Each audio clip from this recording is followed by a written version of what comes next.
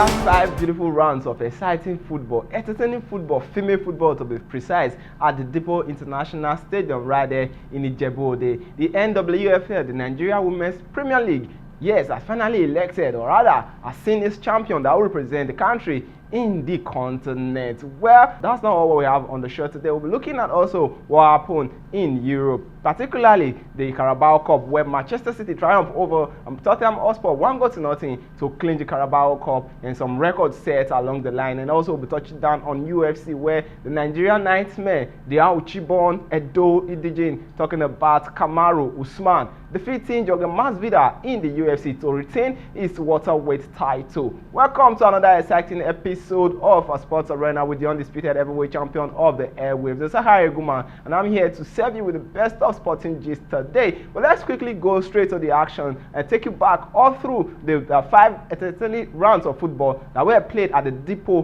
Dina International Stadium right there in Ijebu-Ode. Rivers Angels emerged champions, and they will be representing Nigeria in the continent. Inaugural edition for the CAF Women's Champions League. Let's take a look at how they triumphed and other matches that were played.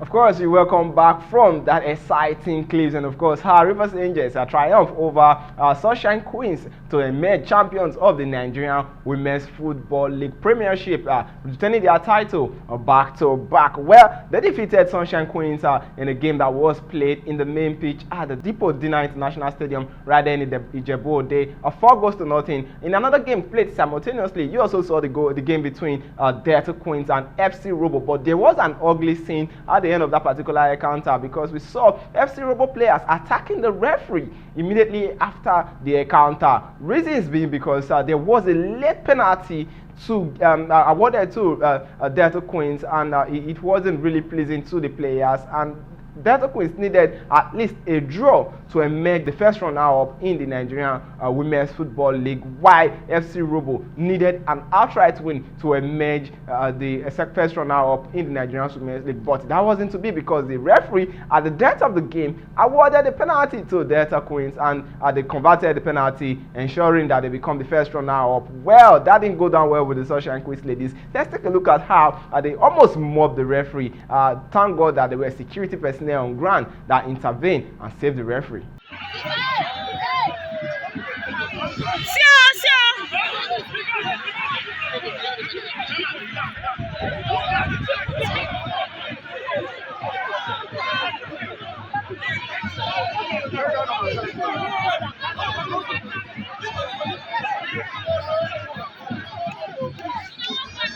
Ugly scenes right there in Nigerian football. I'm wondering when we are going to finally move away from these particular ugly scenes. For me personally, yeah, I was there, I witnessed it. I don't know, probably the officiating is questionable, but not to support violence. I feel the players should have been well taught. This is the highest league in terms of female football in Nigeria, and I don't think we should be witnessing something like this. It's actually ugly. We are waiting to see what the Nigerian Women's Football League, the disciplinary committee, will do about this particular action from FC Robo players. Well, the Lagos Landladies, as they are called, they left bitterly. They made the second runner-up. Kudos to them. But they really were not pleased with the way their last round of match played out against Delta Queens. But for our darling Edo Queens, well, after 5 rounds of matches, 15 goals conceded, 2 goals scored. They didn't pick a point, not even one from the matches they played. They lost all 5 encounters. Well, we did speak with Coach Shea Stanley, and he said that, well, he couldn't explain what was happening. He said that probably the officiating played a great part, and also the girls are just coming of age, and